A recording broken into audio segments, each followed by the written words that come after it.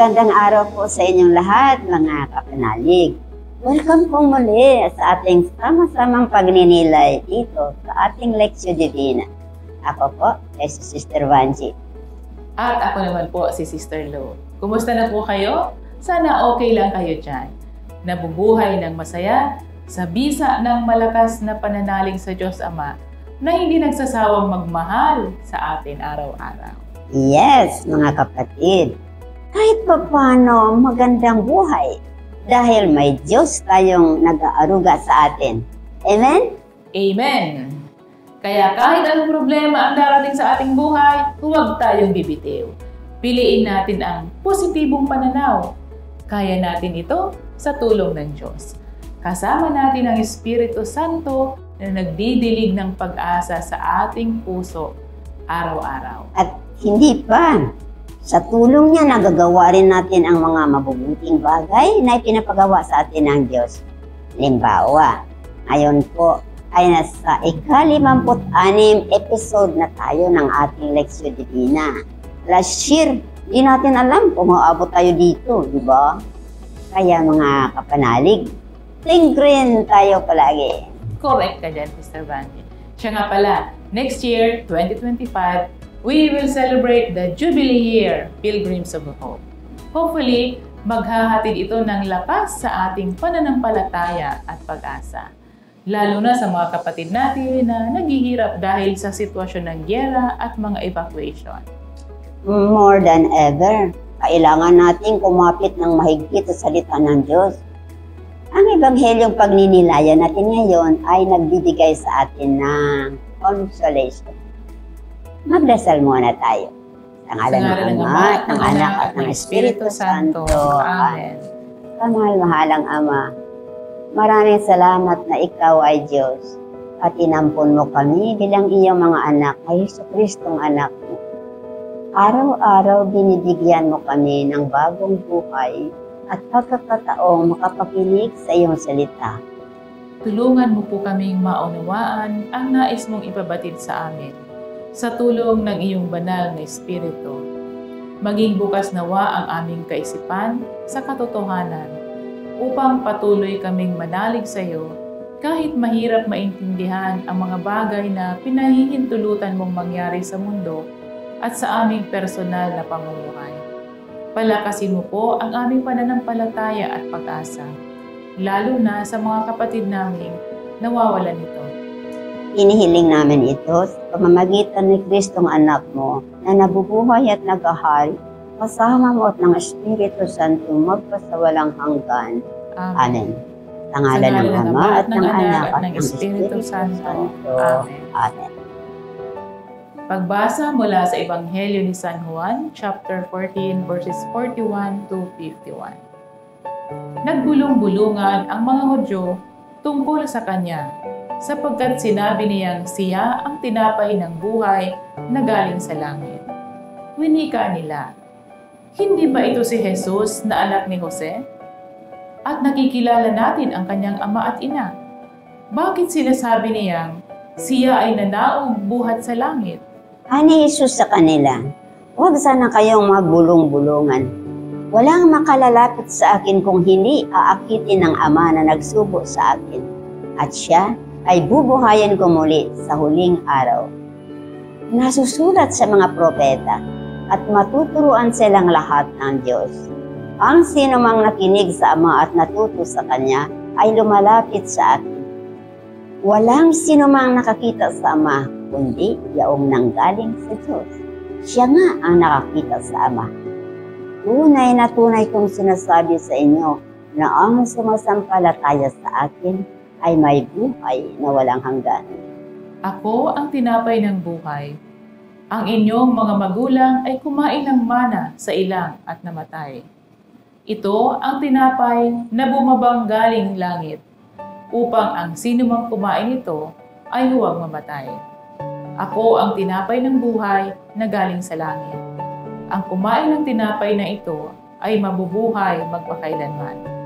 At ang tinapay na ibibigay ko ay ang aking laman sa ikabubuhay ng daigdig. Ang Ebanghelyo ng Panginoon. Pinupuri ka namin, Panginoong Jesucristo. Ito, ang mga kababayan ni Jesus ay hindi naniwala sa Kanya dahil kilala nilang siya anak ng karpinterong si Jose. Paano nga naman siya maging tinapay na galing sa langit?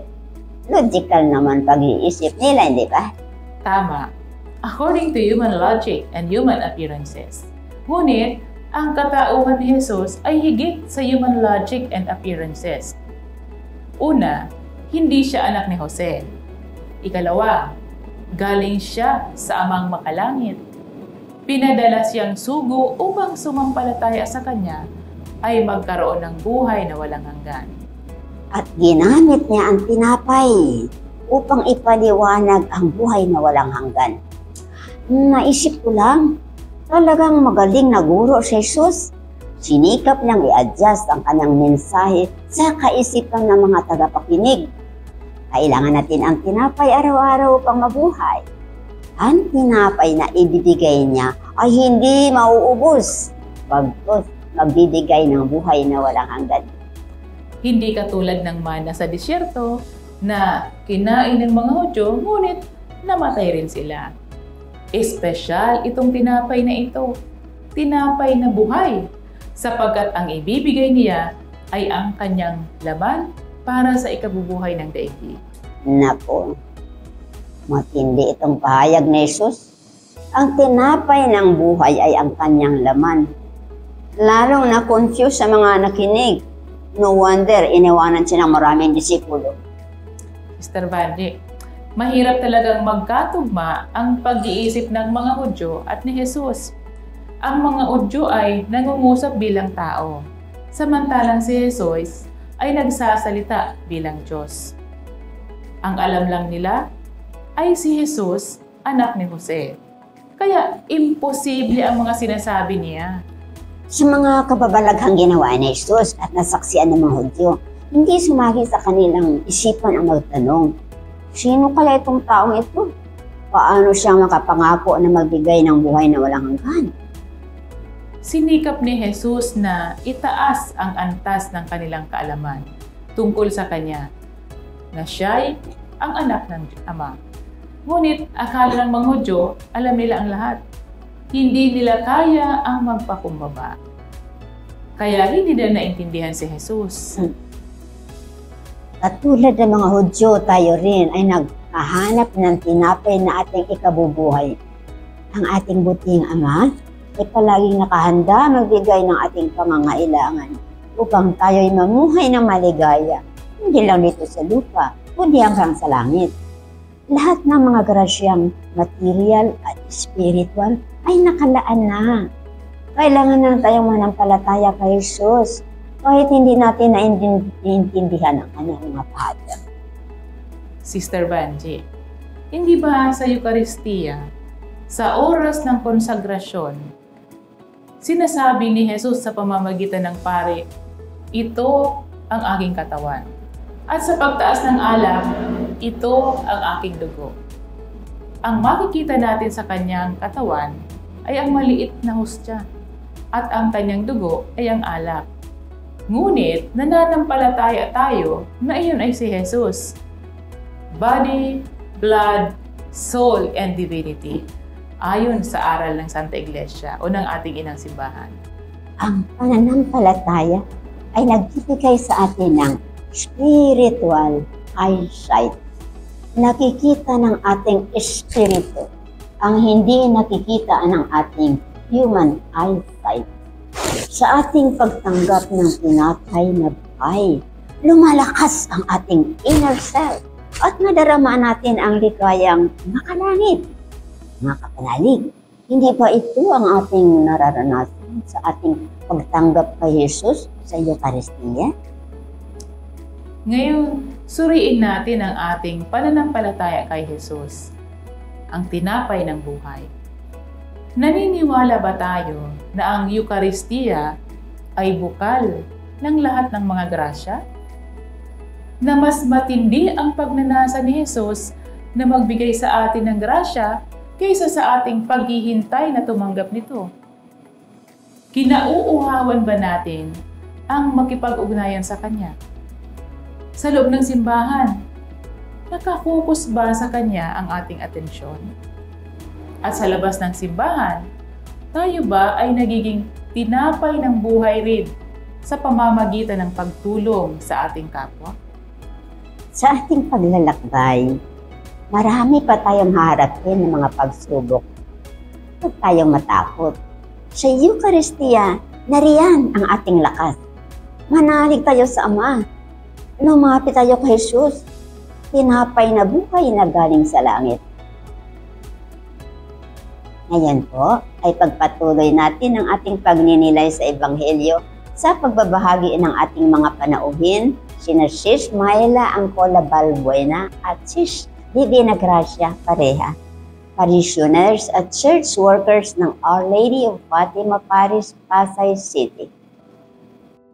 Good morning, Sister Binay. Hi, good morning, Sister Myla. Let us put ourselves in the presence of our God. In the name of the Father, Father, Son, and the Holy Spirit. Amen. Panalangin bago magbasa ng Biblia. Amang Diyos, ipadala mo po ang iyong banal na Espiritu.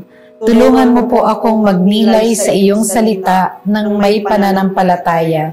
Itanim ito sa aking puso ng may pag-asa at isabuhay ito ng buong pagmamahal ayon sa halimbawa ni Kristong anak mo na nabubuhay kasama mo at ng Espiritu Santo magpasawalang hanggan. Amen.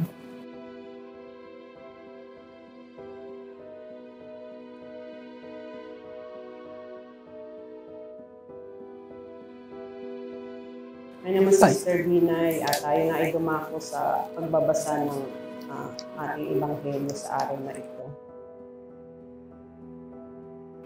Pagbasa mula sa aklat ni San Juan. Nagbulong-bulungan ang mga Hudyo tungkol sa kanyang sapagkat sinabi niyang siya ang tinapay ng galing sa langit. Winika nila, hindi ba ito'y si Jesus na anak ni Jose at nakikilala natin ang kanyang ama at ina? Bakit sinasabi niyang siya ay nanaog buhat sa langit? Ani Jesus sa kanila, huwag sana kayong magbulong-bulungan. Walang makalalapit sa akin kung hindi aakitin ng Ama na nagsugo sa akin. At siya ay bubuhayin kong muli sa huling araw. Nasusulat sa mga propeta. At matuturuan silang lahat ng Diyos. Ang sinumang nakinig sa Ama at natuto sa Kanya ay lumalapit sa akin. Walang sinumang nakakita sa Ama, kundi yaong nanggaling sa Diyos. Siya ang nakakita sa Ama. Tunay na tunay, kung sinasabi sa inyo na ang sumasampalataya sa akin ay may buhay na walang hanggan. Ako ang tinapay ng buhay. Ang inyong mga magulang ang kumain ng mana sa ilang at namatay. Ito ang tinapay na bumabang galing sa langit, upang ang sino mang kumain ito ay huwag mamatay. Ako ang tinapay na buhay na galing sa langit. Ang kumain ng tinapay na ito ay mabubuhay magpakailanman. At ang tinapay na ibibigay ko ay ang aking laman sa ikabubuhay ng daigdig. Ang Ebanghelyo ng ating Panginoon. Pinupuri ka namin, Panginoong Hesukristo. Ngayon po, Sister Binay, pagnilayan natin ang ating binasa, Ebanghelyo. Okay, sa akin pong nabasa ay katulad nga po ng nabanggit doon sa pagbasa na dahil nga po sa pagkakasabi ni Jesus na siya ay bumaba mula sa langit, nagkaroon nga ng ng gulong-gulungan yung mga Hudyo. Kasi nagtataka sila at hindi sila makapaniwala kung bakit niya nabanggit yun. Samantalang kilala nila si Jesus mula pagkabata ito. Alam nila na anak ito ng karpintero, kung sinong tatay at nanay niya.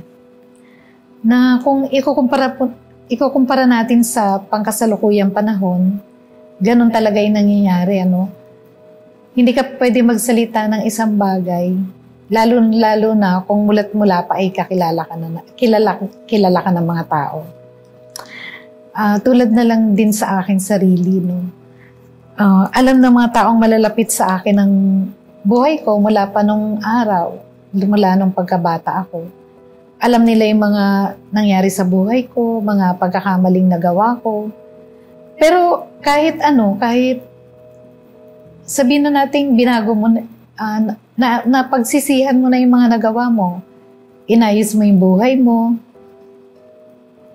nagbago ka na, pero nandun pa rin yung pag-iisip nila sa iyo tungkol sa iyo. Parang ang hirap alisin at mayroong panghuhusga palagi. Kaya ang hirap magsalita, ang hirap tulad sa pag-evangelize. Paano ka mag-evangelize sa iba kung may ganun nga pag-iisip para sa iyo? At hindi naman ito dapat pala nating maging dahilan para panghinaan tayo ng loob sa ating mga ginagawa. Kasi isipin na lang natin na, katulad ako, isipin ko na lang din na naisip ko na kung sa Panginoong Hesukristo nga nangyari yun. Naranasan niya yun Baga,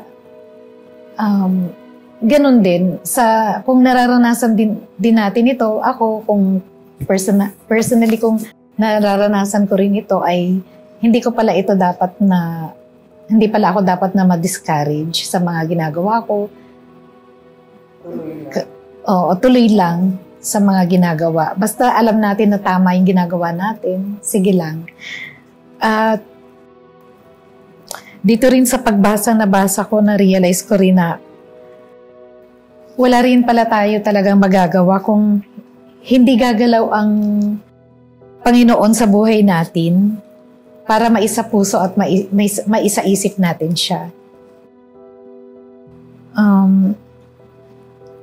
At gusto ko rin magpasalamat sa Panginoon dahil sa pag-iingat at pagngangalaga niya sa akin, sa patuloy na paggabay, para mas makilala ko palalo ang ating Panginoon, Jesus.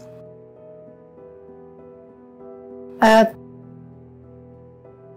iyon nga, malinaw din na pinaalala sa akin sa pagbasa na ito na tuloy-tuloy lang pala akong iginigiya ng Panginoon para mas lalo ako mapalapit kay Jesus. Ayun lang masasabi para sa akin, Sister Mile. Thank you, Sister Binay. Ako naman po, ang sa akin naman, sa aking binasa ngayon, ay ang nakaantig naman sa aking damdamin ay ako ang tinapay ng buhay. Sa katotohanan, Sister Binay, at present time, totoo naman na ang ating Panginoon talaga siyang nagbibigay ng buhay sa atin, di ba? Na bumaba galing sa langit, lalo na tinubos niya tayo sa ating mga pagkakasala. Ang tinapay ng buhay para sa akin, yung pag-a-attend natin ng misa, di ba? Sa Eucharistia kasi nandoon ang presensya ng ating Panginoon. Kaya ako, sa chapel natin, sa araw-araw na pag-attend sa misa, at ang araw ng linggo naman, di ba? Yun talaga yung natin, natin ng magsimat obligation aside sa yung everyday. Kasi yung everyday talaga, yun talaga yung tinitest ka kung kaya mo talaga di ba? Siyempre, masarap matulog kasi ang misa lalo na ngayon, diba? Sarap ng panahon. As alas 6 ng umaga, lalo na ikaw, di ba? Commentator ka. Kaya talagang ang pagmamahal natin sa Panginoon, ang pananampalataya natin kung buong-buo, gagawin natin yun, di ba? Walang pag-aalinlangan. Talagang tayo mismo ang nagpupush na sa ating sarili. At dahil naman sa, yun nga, pagsisimba ko, pag-receive ko kay Lord, nararamdaman ko yung buong-buo niyang pagmamahal sa atin, na hindi ako nag-aalinlangan, na talagang sumunod sa Kanya, dahil sa Kanyang presensya, sa Kanyang pagmamahal, sa Kanyang pagpapatawad sa akin, sa lahat-lahat ng mga pagkulang ko, kahit na alam kong hindi ako karapat-dapat, alam kong hindi niya ako pinababayaan, ganun din ang aking pamilya. Kaya nga kahit anong, kumbaga may mission tayo, di ba? Sige lang Lord, send me, basta po kaya ko at gabayan niyo po ako at ang aking pamilya, kahit iwan ko sila, alam ko po na nasa right path po ako kasi kasama ko kayo. Basta po ang para sa akin, I believe, I trust, and I surrender to you all, Lord. Amen. Amen. Ay namamagbasa na tayo ng panalangin pagkatapos magbasa ng Biblia. Panginoon, tulungan mo na ang iyong salita ang maging tanglaw sa aking landas. Nawa ang kapangyarihan nito ang magbigay lakas sa akin upang mamuhay ako bilang iyong anak at tunay na saksi ng iyong pag-ibig. Amen. Sa ngalan ng Ama, ng Ng Anak, Anak at at ng Espiritu Santo. Amen. Maraming salamat, Sis Myla at Divina Gracia, sa inyong lovely sharing. Nawa sa tulong ng grasya ng Diyos, patuloy nating papag-alabin ang ating pananampalataya sa ating Panginoong Hesukristo, ang tinapay ng buhay na nariyan sa Santissimo Sacramento sa altar. Hari nawang mahatak rin natin ang ating mga kapatid na salat sa pananampalataya. Salamat sa Diyos at maraming salamat din po sa inyong lahat na patuloy na sumusubaybay dito sa ating Lectio Divina. Alaala namin kayong lahat sa aming panalangin. Muli, inaanyayahan namin kayong mag-subscribe sa aming YouTube channel, mag-like, follow at share sa aming Facebook pages. Maraming salamat din po sa inyong suporta sa aming misyon sa Bible Ministry. Pagpalain nawa kayo ng ating Panginoon. At sa mga nais pang tumulong, maaari po kayong mag-deposit sa mga sumusunod na bank account.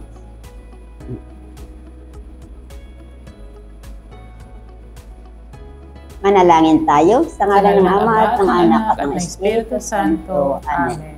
Mahal naming Ama, maraming salamat po sa iyong paggabay, sa iyong awa at habag na patuloy mo pong ipinagkakaloob sa amin sa kabila ng aming kahinaan at kawalan ng pananalig sa iyo.